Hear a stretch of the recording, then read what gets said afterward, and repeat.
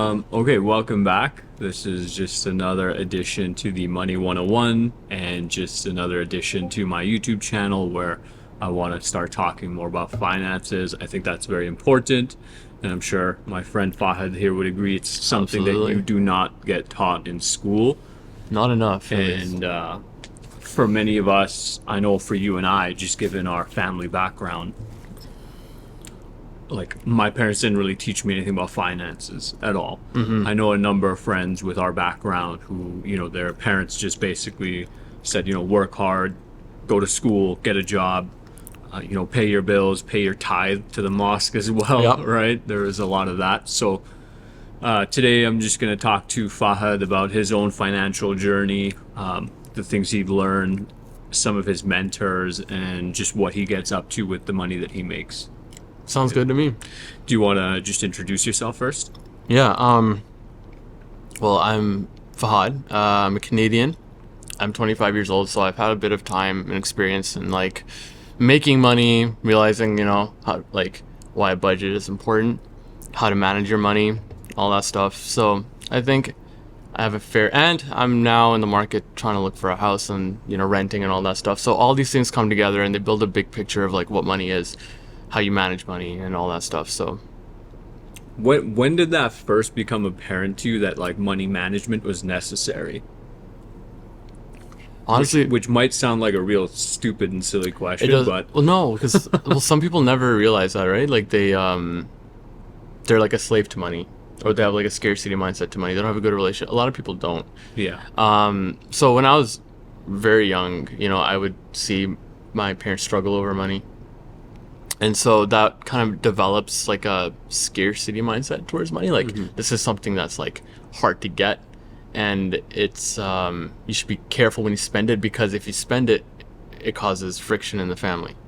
Right? That's kind of the image that you get with money. Interesting. And when you say friction in the family, was that like with your immediate? Yeah, just my immediate, Yeah. just seeing my parents talk about money, or just the way that my dad would say that we don't have money for a toy that I wanted or something.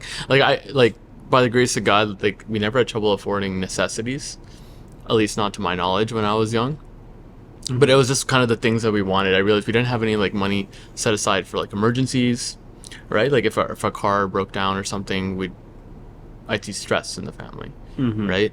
And I would see parents talking about bills and car payments and rent and all that stuff, and it would just be a stressful topic. So from very early on, I kind of did not want that to be part of my future. So I knew that some sort of money management should be important. So I'll just add some context here as well. Like Fahad and I have known each other since we were children, very young age. I know your dad better than I know your mom, but Yeah. our families were at one time, I suppose, close. And you were born in Canada, right? Yeah. Okay, but your parents probably came here not long before you were born. They came in. Well, my mom came in 1991, and my dad came in 1996 or seven. Interesting. Yeah, Okay, I was born in 98. mom spent some time in Canada Yeah, quite a she bit did. before you were born, but dad not so much. Okay. So there's a lot of similarities in our experiences, Yeah. and I would assume for anyone who's watching this, whose family might have migrated to Canada, where they're coming here and working those lower skilled, less paid, lower paid jobs, and yeah, seeing that stress. It's not even necessarily about like a lower paying job. There's one, when you're immigrating to Canada and you're seeing a different lifestyle, you're not taught what it takes to afford that lifestyle, or what it takes to, or whether you should be living that lifestyle. You're just kind of sold a dream, right? Like you're gonna have a house in Canada, you're gonna have a car, you're gonna live this nice life, but you're not told how to get there, how to manage your money while getting there. And you're sold a lot of shortcuts. You're sold like car payments. You're sold like very, very long mortgages, right? And so you're sold credit cards. Hold on, clarify that. What do you mean? You're sold So when shortcuts? when you immigrate to Canada, right? There will be people who are going to try to sell you credit cards. They're going to try to sell you credit products, right? Which are going to get you into debt really fast. And that's regardless of if you move to Canada or That is true. right. Yeah, that is like true. for anyone here. So But if you're coming to Canada, or you're just immigrating to like a first world country, and you see everyone driving a car, and you see everyone driving a house. That's what you see on the television, right? You're gonna start to want to achieve that lifestyle as soon as you hit the ground running here. And if you're being sold through the marketing that we have, these credit products, you're gonna assume that that's the way to go with money. Like that's the relationship to have when to like do payments and debt. So it's not even necessarily that you're being paid a lower paying job. It's also like the mindset that you have, like of what you think that you should have, what you think that you should own, what you think your life should look like when you come here. And I think that's an issue that was in the 90s and I still think is going on today. A lot of people come here with like a vision of what they want to live their life like. And that bases... So for us, like we didn't grow up in Pakistan. We didn't spend a lot of time there. Do you like? Don't you think that people there have very similar mindset? Like that you got to get your own house eventually. Like, well, first is like, okay, you turn 18, whatever. First thing is you get married, then you kind of have your own place, right? To start your own family. And whatnot. Would you not say that that's very common? I say the idea of owning a house and providing for a family is common, but the systems in place that allow that to happen in Pakistan versus what allow that to happen here in Canada are significantly different, right? Education looks different. When your children move out of the house, it looks different. All that looks different here. And so there is a bit of a learning curve, which I don't think newcomers are given proper education, training, and perspective. Perspective is the most important thing. On what ways you can live your life. It's not just one particular way or one particular mindset. There's different avenues you can take financially to get to the same goal. Okay. Right? Okay. All right. So let's transition into then talking about your own. So you gave us a little detail about your childhood, kind of what caused you to start thinking about money. And for many people who are immigrants, children of immigrants, like you start thinking about that at a very early age. It's unfortunate because it's stressful, like you said, right? When you can't get that toy or you can't play that sport, or it's like for some people, like maybe they're not allowed to have a breakfast because there's no money for that, right? It's very stressful, then that brings money to your consciousness at a very young age. You learn at a very young age that this is something that's important. Yeah. So talk to me about your money journey. So, because this is pretty common in the Western world, in the developed world, where we have enough luxuries where you and I got to go to school from age 6 to age 18 for free. We didn't have to go work in a factory. We didn't have to go work really. I don't. Did you work in high school? No. And was that upon your parents' insistence? Like, no, focus on grades? No one would get back. I applied for a few jobs, but okay, it was hard. No one would get back. Okay. Job It was market hard was out tough. there. Okay. Yeah. Okay, I know for myself, like my family, they really insisted that I just focus on school, which, despite their insistence, I never really did. Pretty much. Right. Same here. Yeah. But yeah, talk to me about your journey from like kind of having that money awakening where like, whatever this is really matters, and it makes your life very different if you have it or not, to your first job, your first like real job, real money job, and maybe to where you are now. Okay. So my first like experience with money was just being given like, I guess you could call it an allowance. Okay. Right? From my parents. Like my dad would just kind of give me change here and there, toonies and loonies. And back then, it was like enough to like get something that you wanted, like a Toonie Tuesday meal, right, or something like that. It's in KFC for the kids who don't know that. But like I was pretty even at a young age, and my parents would always point this out, but I was like always a saver. I wouldn't spend. Okay. Right, and so your dad might give you like $5-6. Yeah, and I would just stash it away. I would stash everything away, and it'd be very hard to get me to spend. So I've had that saving mentality, and although that may seem like, okay, well, if you're a big spender, you're gonna go into debt and you're gonna lose all your money. So the alternative is saving everything you have, and that's a good relationship with money. That's actually not a good relationship with money either. They're two extremes. Yeah, they're two extremes. So breaking out of that mindset took me years. And like I got my first job when I was 17, 18, somewhere around there. And it What was was your first job? a ride operator at Galaxyland. Okay. Yeah, Ride yeah, operator ride- at Galaxyland. Absolutely. So it was $15 an hour. Okay. And at the time, what was minimum wage? Do you remember? 15. Okay. Yeah, Okay. it was 15. So I was making minimum wage. But that was the first time in my life that I realized like I had steady income coming in. Like I had income coming in, and if I didn't touch it, it would pile up. But if I bought something that I wanted, it would lower a bit, but it would continue to go up with the steady income. And rather than just my dad gave me $6 and now I don't know when the next time I'm gonna get money is. That was the difference. You there. don't know the next time you're gonna get blessed.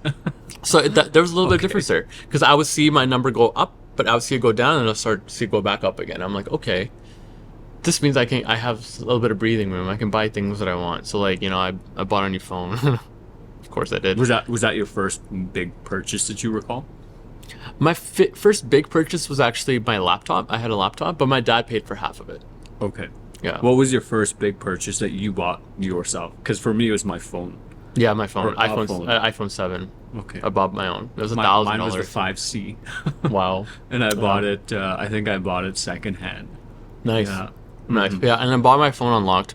Okay. And in hindsight, I probably should have had a bit of a conversation with myself about budgeting, but that wasn't a thing yet, right? So all I knew was I had money coming in regularly, which means that I could spend money somewhat regularly and still accumulate money. Then, I got my first couple of credit cards. Couple. Yeah, I got a couple. I started with an American Express, and then some really pretty girl at the mall hooked me on an ATB financial card. When they're constantly credit cards. She was selling credit cards, but you were trying to buy something else. Yeah, her eyes were beautiful, man. I had the ATP credit card. I had an Amex credit card, and all I knew was credit cards. I already knew that credit cards weren't good. I was taught that pretty early on by my mom. By your mom. Okay. And that was through personal experience because we had credit card troubles in my family. So I had these credit cards, but I never thought of them as an avenue to have more money than I already have. I just thought of it as a way to purchase things online and make purchases more convenient, and as to pay it back every month. What were you buying online out of curiosity at that time? Digital subscriptions, right? Like I could finally sign up for like Spotify. I didn't have the ability to do that before. Things like that. I take them for granted now, but there was a time when I had trouble buying apps on the App Store or doing things like that. Which is so alien now because all people do is Instagram, Snapchat, TikTok, Yeah. right? And like the purchase is like your ability to buy something online. Usually like 99% of the time your credit card's already linked there. You don't even have to think that does my bank support this? How do I buy things online? I remember there was a time when my mom would buy me Club Penguin memberships in like 2006-07 by mailing a check in to their headquarters. Wow. Yeah. And so we didn't have a credit card at the time. So, and one of the options was credit card and the other was check by mail. That definitely takes me back to some old memories of like trying to buy like Xbox Live membership and like so we're Muslims and we celebrate Eid. It's like, oh, you get your Eid money. Oh, Yeah. I got 1 year of Xbox Live. Okay, I'll last until next Eid. Yeah. Right, or Yes, RuneScape memberships as well. Right. That was hard because you had to get like a credit card to make a payment. Well, mom and dad weren't going to spend a quarter, nickel, or dime or penny on a video game. Right, Yeah. like it's just a waste of time in their mindset, which is also complicated. Like as you mentioned, that transition where, okay, if you're like in grade 8 in Pakistan or parts of Asia, maybe South America, Africa, you could definitely get a job. You could definitely be working, right? And might just look like you're working with someone in your family, or you go with your dad or whoever. I don't really know, but I would assume that it would be quite easy to get some sort of income. And so it's kind of this weird like cultural shift of like, well, video games are a waste of time and money, but you also can't get a job, and you should just focus on school. But it's like, well, I just spent 8 hours at school. Yeah. And I genuinely don't have homework. So what do I do with this time? Like, I don't want to just sit and stare at a wall. So Yeah, exactly. Like finding the value in the dollars that you're spending is important to have those conversations. Like, what is this providing me?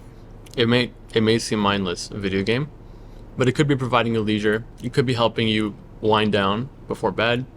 Usually, video games don't help you wind down before bed, but it's just like Unless you're playing like Minecraft and just casually Yeah. going around. on peaceful Minecraft on peaceful mode. I didn't know there was a non-peaceful. Yeah, no mobs, no bad guys. So yeah, and it's like having the steady income coming in with my first job, but having no responsibilities. That just makes money seem like, oh, this is easy. Mm-hmm. So you're still not thinking about budgeting. You're not thinking about responsibility, and you're thinking about money just kind of in just like, what can it do for me? Directly, what can it do for me? You don't think kind of about, at least I think most kids, but I wasn't thinking about the impact that I could have with my money, the investments that I could invest into myself or the world around me. Now, here's an important one. Going to college, I took out student loans because, especially if you're an immigrant, but I feel like this is actually the common thing these days, is you're just told that you go to university or college right after high school. And you're pretty much, if your parents did not save for college, you're going to get a student loan. Which is pretty standard for a lot of that's pretty standard. immigrants, particularly like immigrants that weren't highly educated Yeah. beforehand, right? Yeah. Like, yeah, if your family comes over here and one of your parents is like a doctor or an engineer or can work in a university as a professor or something, whatever, money's probably going to be tight, right? And so, yeah, like you're taking out a student loan. So, I was 17 years old when I signed for my first student loan. 17. I wasn't even 18 yet. I got into. It was $6,000 for my first semester, and it would be given to me every semester. I would go into more and more debt. That was I had an issue with that, but it didn't seem like the people around me did. My mom and dad didn't really see an issue with it. Society didn't really seem to have an issue with it. I mean, the government's offering it, so it should be good for me, right? But I wasn't really taught, like, hey, you're going into debt. You're gonna have to pay this eventually. You owe someone money, and how interest rate works. I didn't even know how interest rates really worked, because like I heard about interest rates on credit cards and owing money, and I also heard about interest rates on when you have money and you make money on your bank account. The other thing is Muslims were told that interest is haram, that it's not Yeah. lawful, that it's like a great sin in Islam to deal with interest. Right. Usury is a word used for it. Usury? Yeah, I haven't heard that word. is a word used for that same concept, I believe. Yeah. Okay. Okay, so just kind of piecing it along, Yeah. money awareness, you start getting a job, you realize you're building money, even if you spend, you have more. What can money do for me? Not necessarily in terms of investing, dealing with credit Yeah. cards, getting a first couple of few, and then that big thing that like is a very, it's like, it's kind of sad because it's almost like a cultural rite of passage where you go to university or college, and for many people they take out that student Yeah. loan. It's go to college, university by any means necessary. That's kind of what the status quo was at the time. I feel like it's changing now, but for the most part. I wouldn't even, I don't even know if I'd agree with that. I feel like it's, no, you take the loan and you go to university as soon as you're done high school. It's not, hey, if you need to take 2 years to build up like $10,000, $15,000, $20,000, right, and then be 20 and really have a strong understanding of like where you want to go in university, Yeah, we're not taught what that taking out that loan really means. No. We're not taught that. And that's not even a cultural thing. I feel like a lot of the students I deal with have no idea what they're getting themselves into, right? Yeah. Like they might go into a semester for one program and then another program, and then might change programs entirely. It's like, man, that's a lot of money. and I did that. I went to school, $6,000 for one semester for Bachelor of Science, and I had an awful time. And to have an awful time, and on top of that, not really have time to work, so I'm not making much money, and then on top of that, seeing that $6,000 balance growing, it's stressful. You start to look and you're like, what? This doesn't feel right. It doesn't feel right. By this time, how long had you been working at Galaxy A Land? couple months. Couple months. Okay. Yeah. So you were probably very familiar with how long it took for you to make money. Okay. I was, And but I also wasn't counting.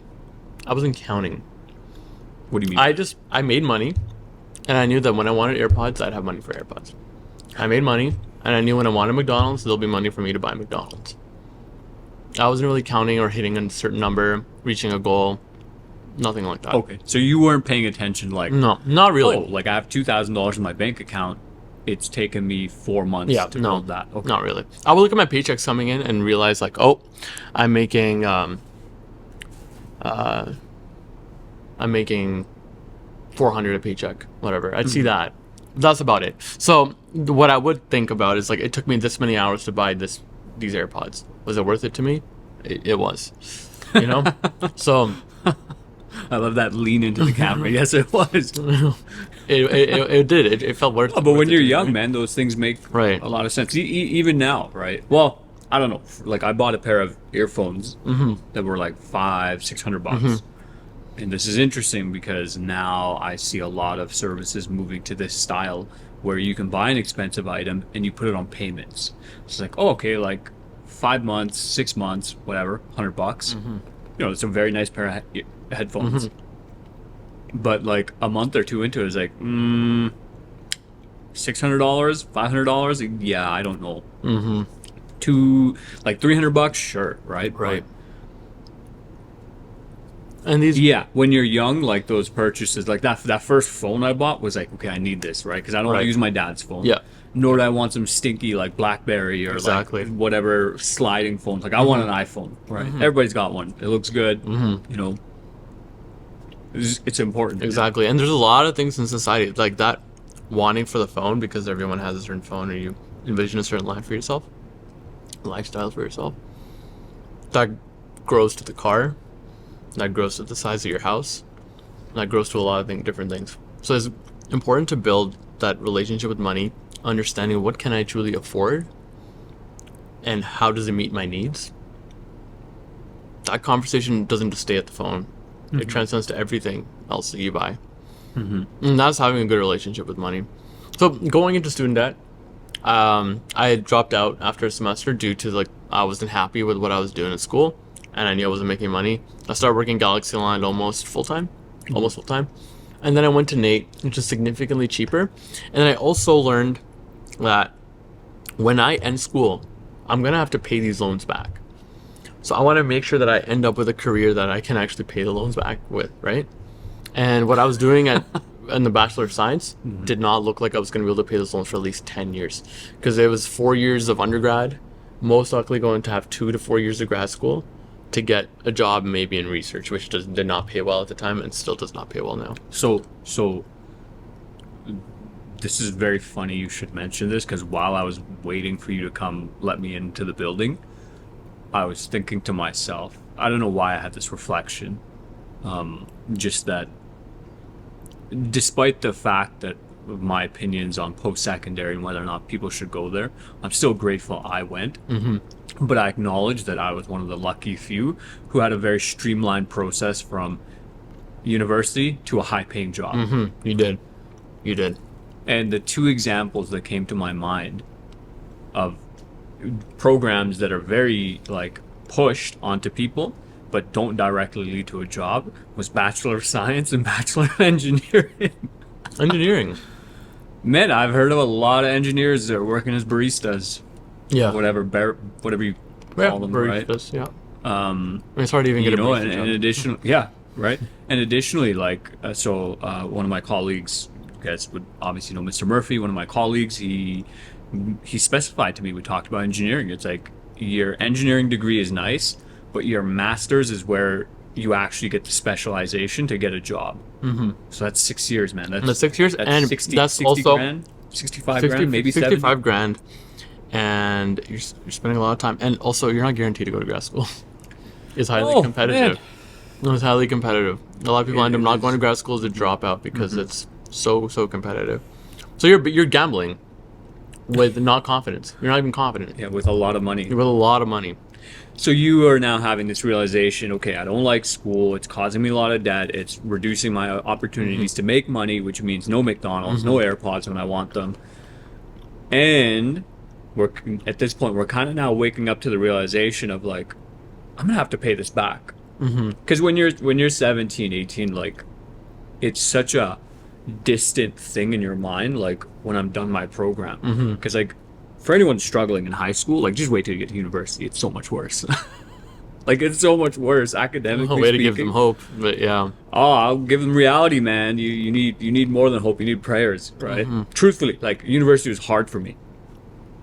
Obviously, there's reasons for that I could have dealt with better, but not really equipped to at the time. But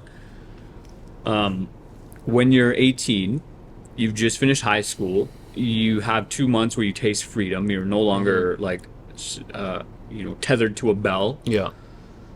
But then you enter university and it looks much the same, except there's a lot more freedom and it's a lot more demanding. It's a lot more, all of a sudden, all the, like, let's just be blunt, all the dumb kids are gone, Yeah. right? Well, maybe not in the first year. Maybe not in the first Sure, maybe not in the first year, but, if you were like me, like I was taking second and third year courses in Yeah. my first year. It starts So to get like real. all of a sudden I'm like, oh, like these people like have their shit Yeah. together. Let's be honest. Like a third Yeah. year course, like those kids have been in that Right. program for 2, maybe 3 years, maybe 4 years. Maybe it's a fourth year, fifth year student doing a 300 level course. It was pretty easy for me in my first 2 years to just not even think about like, oh, I'm taking out money. But additionally, I had, at least in the back of my mind, it's like, oh, it's pretty simple to be a teacher. You did take out student loans? Oh yeah. Oh, okay. Okay. Right.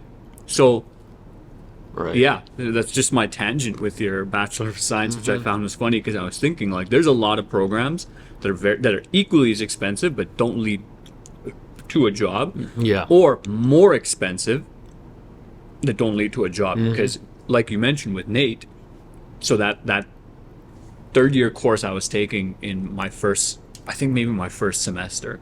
I think it was a 300 level course. It was a comparative. Right. It was a interesting class about the Quran and Bible, but one of the girls that was in the class who I was friends with at the time, she was showing me how much a power engineering diploma Oh, yeah. cost at Nate, and she's like, oh, I'm paying like triple this amount for this degree that's not even gonna get me a job, Right.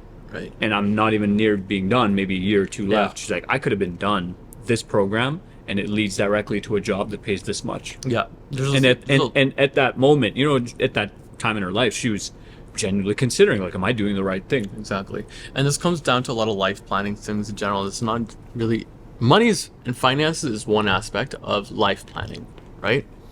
When you're planning where you want to go to school, you're not even old enough to drink yet if you're 17. Like I was 17 going to college. That's unbelievable. I couldn't go to our beer gardens at college, like, but I was enrolled and in debt, right?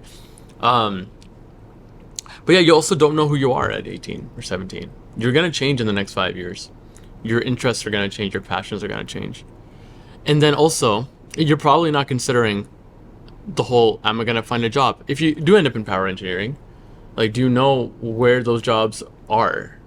They're probably like in Nunavut and like Northwest Territory. That's where a lot of those jobs are. Just, Yeah, like, in you might remote not areas. like, They you might not find that job in the city you want to live in. Yeah. Or you might not be close to family, and family might be really important to you. So that comes down to lifestyle planning. What kind of life do I want to live in the next 10 years? Where do I want to be? What do I want to see? They don't really teach you this properly in school. Comm is like a gimped version of it, but they don't teach you the consequences of it. Like the real consequences of not planning your life ahead means that you're going to be wandering aimlessly in debt and disconnected from yourself. And to be quite frank, you'll just become a slave to your poor decisions. Yeah, absolutely. Right? Like Absolutely. if you're $20,000, $30,000, $40,000 in debt, like what can you do other than work that job with the degree that you got, or whatever pays the bills, right? And it's very complicated. Yeah. So I think definitely one really important part of financial planning is to talk about that. What are you getting out of school? Where is it going to take you? Is it in line with your values, your morals, your goals? If you don't know what those goals are, if you don't know what your values and your just your goals, if you don't know what they are, sit down and have a conversation with yourself. And maybe talk to a couple of friends or mentors about it as well. Like, how did you figure out what you wanted to do? And look at the people around you. Look at your parents. Are they happy? What did they do? What did your peers do? Or like your older peers, your teachers, what did they recommend? try to get different perspectives because it may help you figure out your own path. Do you think that there's a harm in getting too many perspectives? It can definitely be overwhelming. I think there's a harm in getting too many perspectives of the same kind of people, because you start to feel like I'm the odd one out. I should just be doing what they're all doing. So it's important to seek out different perspectives from different people. Like, there's this good YouTube channel of this guy who goes around talking to homeless people in California, in LA. A lot of them are like STEM graduates, like they're engineers, astrophysicists that are homeless on the streets. See what they have to say. I don't know. I can probably send you the channel after. Sure, send me the But link. just see what they have to say. You know, did they regret their decision to go to school?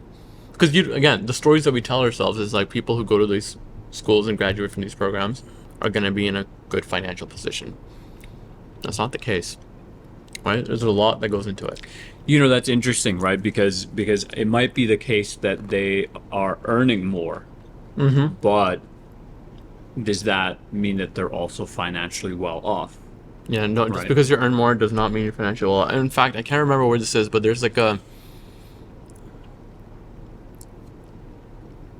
I can't remember who it was that told me, but doctors seem to have poor spending habits. So a lot of things like lifestyle creep come on, where just because they're making more, they're also spending more, and they don't have. Do you want to good- just break that down a little bit more? The lifestyle creep? Yeah. Yeah, lifestyle creep. The idea of lifestyle creep is pretty straightforward. It's as you make more money, your spending increases as well. So when you're making more, you're not saving more. You're making more and you're spending all of it as well. So you might aim for the bigger house when you don't really need it. You might aim for a bigger car or luxurious car. Just right, like a little bit over what you're making even. You might be sticking to car payments, whatnot. And if you lose that job, you lose that income, you didn't plan for it. Yeah, you're going to go under, even though you were making so much money. The whole idea of making more money should be to put you in a safer position and being able to overcome hurdles. A safer or stronger Financial position. right? But a lot of people who make a lot of money aren't necessarily in stronger financial positions. You can be in a strong financial position while working minimum wage. You can, right? It's just And I would say that ties in with this concept called living within your means, absolutely right? So yeah, understanding everybody what your has means different. is. Yeah, right. So Right. obviously, a doctor, their means is going to be very different because they might be earning a few $100,000 before taxes. But like Fahad mentioned, typically as people start earning more money, they think that it's a smart choice to get that nice new car, bigger house, maybe, or like, sure, if you're a doctor, it's like, well, what am I doing living in Mill Woods? Like, I should go buy a house in Riverbend. Exactly. Right? Well, that house in Riverbend might be 800,000, 1 million, right? Whatever it is. And as you mentioned, like, it's not always anticipated. What happens when that income isn't coming in? Yeah. Who would you say, so let's talk about some of your mentors in terms of the financial awareness, right? So obviously, growing up, realizing like, okay, no money is a lot of pain. What gives you these ideas and feelings that, like, because people now would want minimum wage to go even higher because they say, oh, it's not a livable wage. You just said earlier that you can be in a financially strong position even with minimum wage. Well, it's minimum wage here where we are right now. It could be different in different places. I would say people argue in Canada as well, $15 an hour, which is it's almost $15 everywhere in the country. Yeah, it's actually, I think Alberta has one of the lowest at 15 now. Slightly higher in other places. So where did you start getting the idea to get educated on finances, and where did you go? I think it started with like wanting to invest, because like you would hear this like stocks going around. You hear all these like terms being thrown around in the news, in the media, online. Like stock market, investing. The Dow Jones. The Dow Jones, Nasdaq, all that stuff. So you hear all these terms being thrown around about the stock market. So I wanted to look more into it, and so where that eventually led me is asking myself, okay, how do people become wealthy? How do people become rich? Right? I'm just trying to remember as a timestamp. Yeah. So I would look online, I would look on YouTube, I would look on Reddit, all that stuff. And eventually I just ended up opening up my own brokerage account and started to just invest in companies that I believed in. That's kind of the beginning of starting to think about finances in a more bigger picture, right? Rather than just a now and then, but kind of planning for my future. I think I was around 21 at the time. So, doing that, I made some money. I lost some money as well, sadly. And now I'm like, okay, who do I look to for investing? So you hear some big names, you think about like Warren Buffett, all that stuff. You kind of read their philosophies. And Did you read a particular book, or did you I did not. watch YouTube videos? Not for Warren Buffett, no. I just kind of watched interviews and kind of read articles and stuff that he would say. Kind of did a little bit of that, but the thing about all these like billionaires is you feel far away from them because they, even though they may have come from like similar upbringings as you, they feel so far away because like they have a lot of money. Rightfully so. Yeah. Right. So, one that eventually I ended up coming across Dave Ramsey's stuff, which appeals to like the average everyday American, or at least North American. I think the everyday person, because it's a lot about figuring out how to manage your finances for the average Joe, right? How to get out of debt, or how debt affects everybody. How to save for retirement, how to ensure that you have enough money to spend, save, give, and invest. And that really appealed to me. Right? It appealed to me to have enough money to retire because I don't think a lot of people do. It appealed to me to live within your means and have a relationship with money that allows you to spend, save, and give. I found the giving part really important and really appealing as well. Because that is in contrast to how I felt about money, that I should just be collecting it all. I'm just giving it away. I'm like, that's crazy. That's how I felt. And to clarify, what do you mean by give? Charity and goodwill. Okay. Right? Okay. So, I've come, and also actually moving out on my own and having expenses, having income, and having to like contend with the two, having periods where I have a lot of income and periods where I have like not as much income.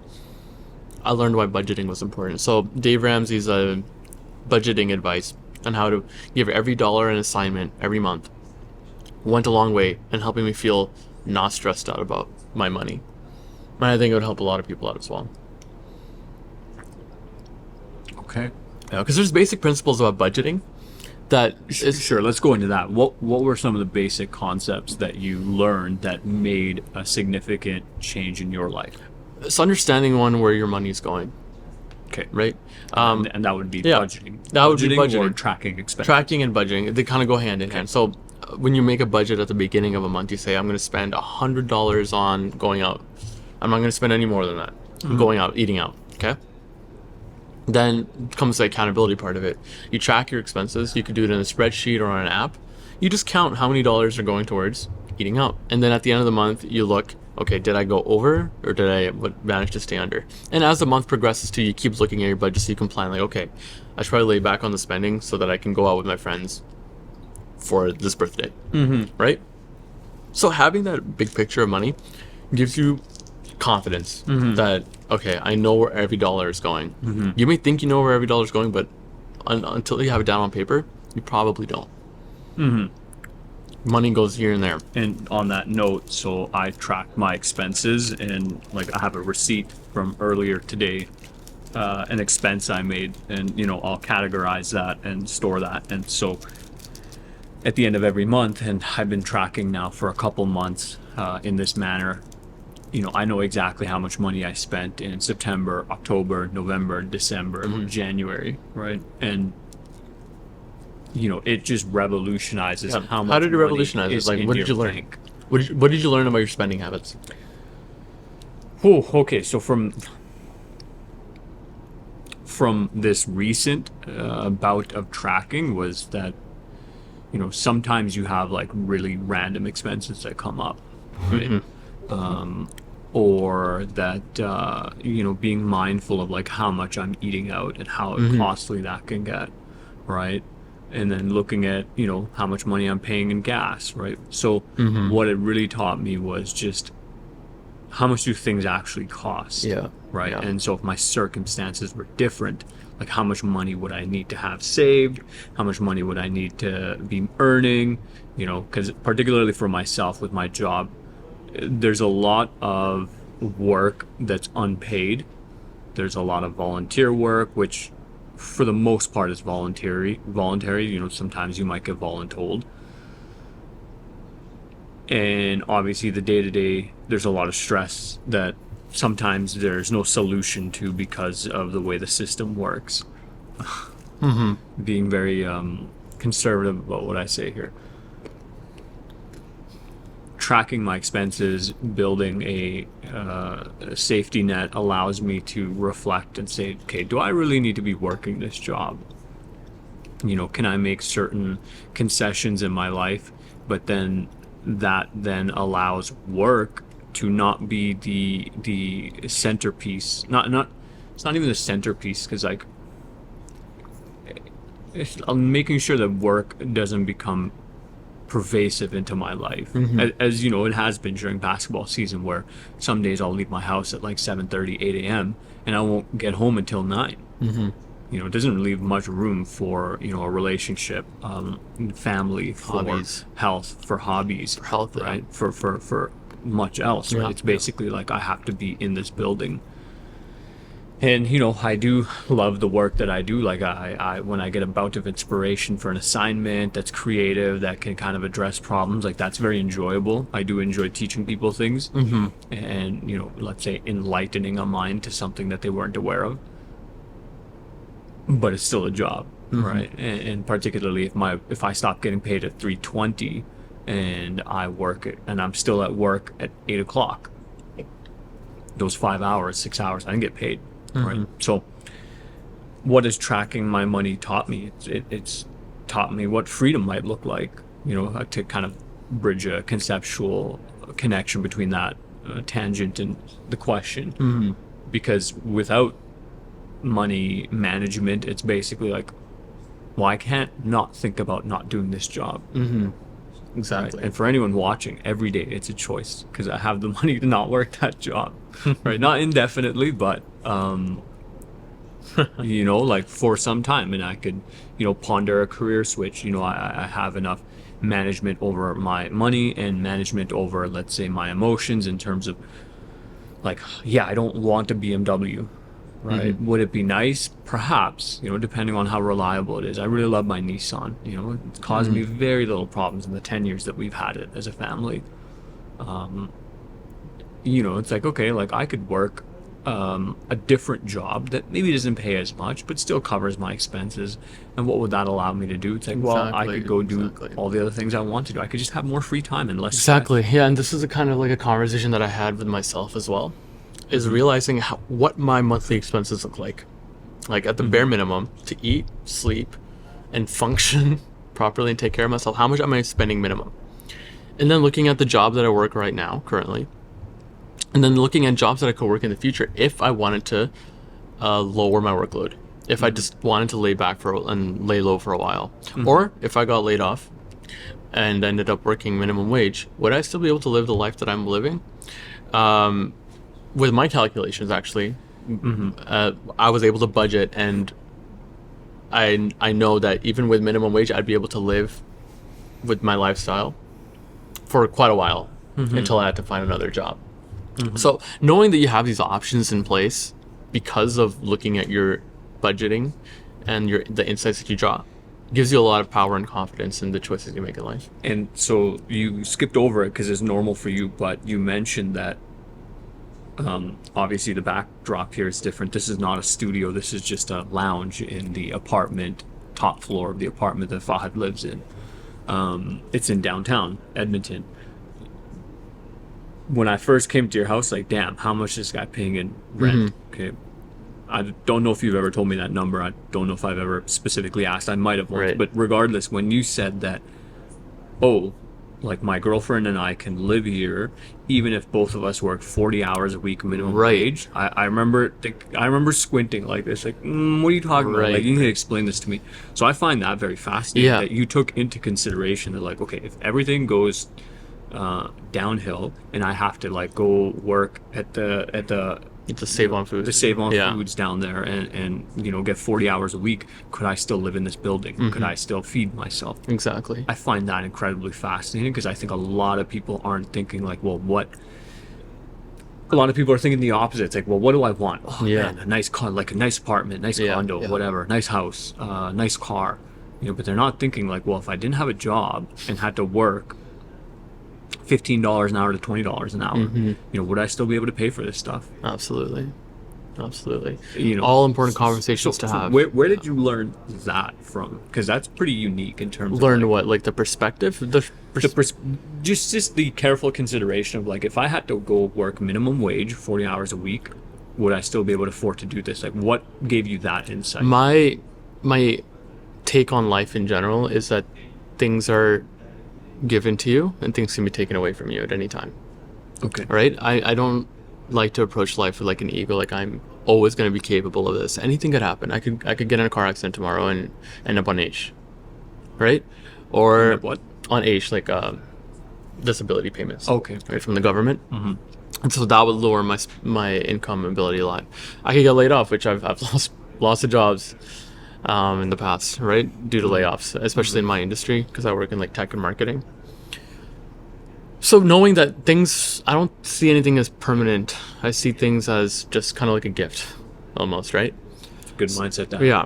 So I like to approach things from that perspective. Like, if this was taken away from me, would I be thrown into a kerfuffle, or would I be able to brave my way through it, prepare for disaster before it comes? So that's exactly what it was. Budget planning, right? If two adults, me and a girlfriend, work 40 hours on minimum wage, so that's 80 hours total a week between the both of us, we can afford to live in this apartment. We'd have to cut back on like some groceries, like, go to rice and beans and all that stuff. But it is possible. We can make our expenses, right? The apartment won't be taken away, ripped out of our hands, and us left on the street. So, yeah. And then that's also to mention, I also made sure that I saved 6 months worth of living expenses before I moved out.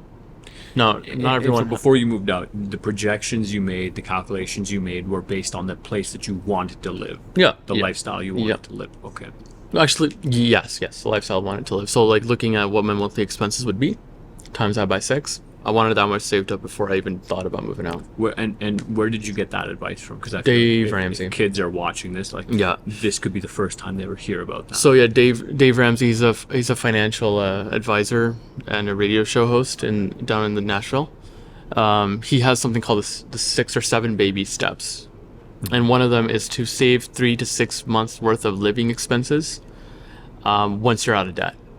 And what that allows you to do is to prepare for disaster. So you're not living paycheck to paycheck thinking that if I lose my job, I'm going to lose everything the next day. You have time to breathe. You have confidence that if I do lose my job, I can take the time to figure out what my next steps are. That is the kind of confidence that will help you sleep better at night when it comes to finances. Oh man, Right? man, wow, that's so important to mention. Like the difference in like just knowing, and for me it's very hard because growing up money was scarce, and so I have a lot of like anxiety and fears around money.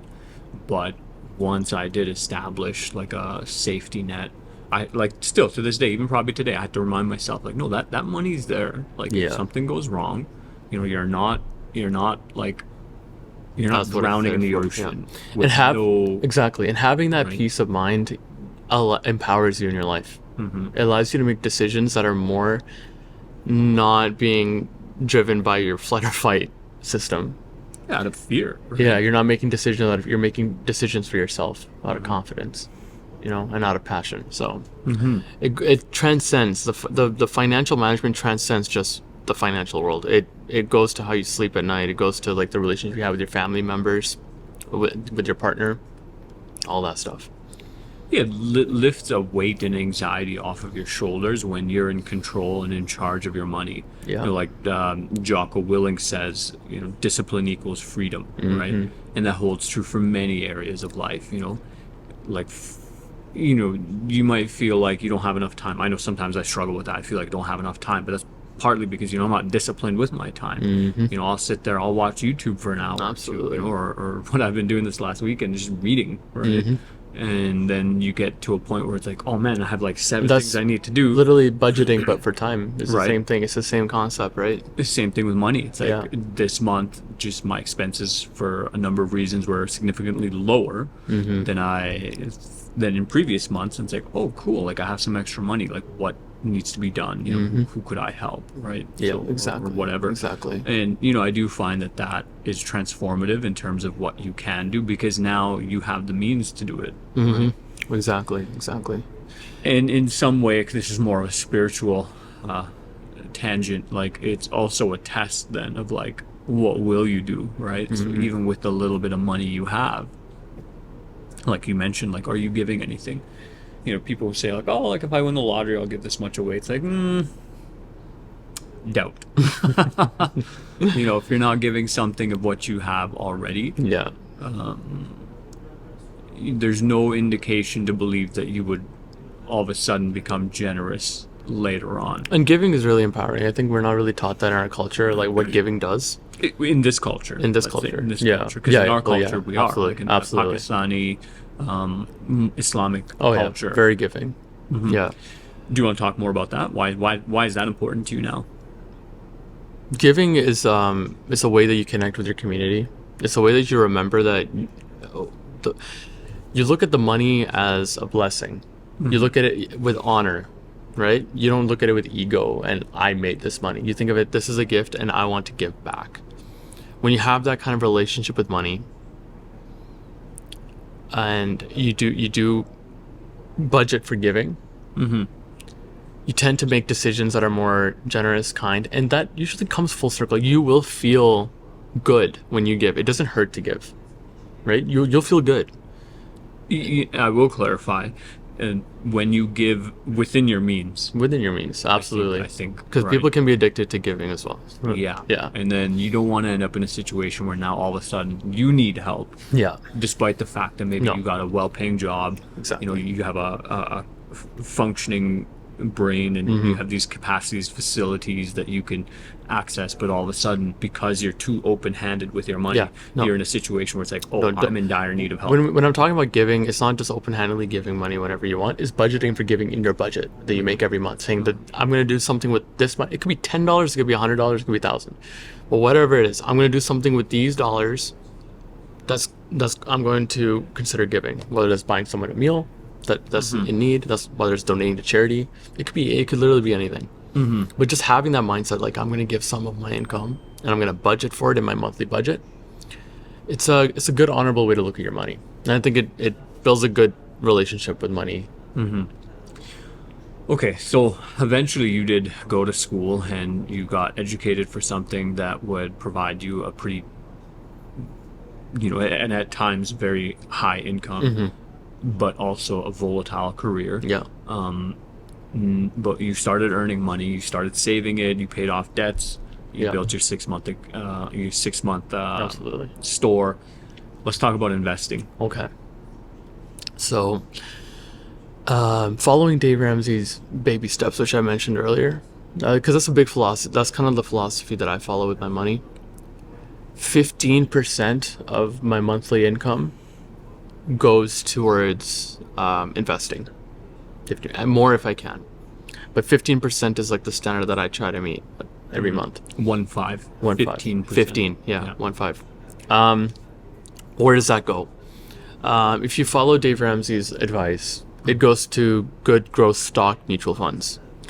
There's different investment categories that you can put your money in depending on when you plan on using that money. If you're saving for your first home, you're not going to want to put it in a retirement account, right? You're going to probably want to put that in Canada, at least we have something now called a first homeowner savings account. You'd probably want to put it in that. Assuming your goal is to get Assuming your next immediate goal will be to get a house within the next 10 years.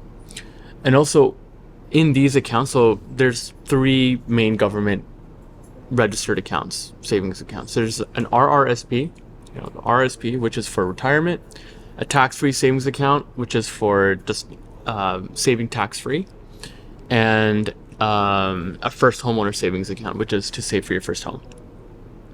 For young people that are just leaving high school or they're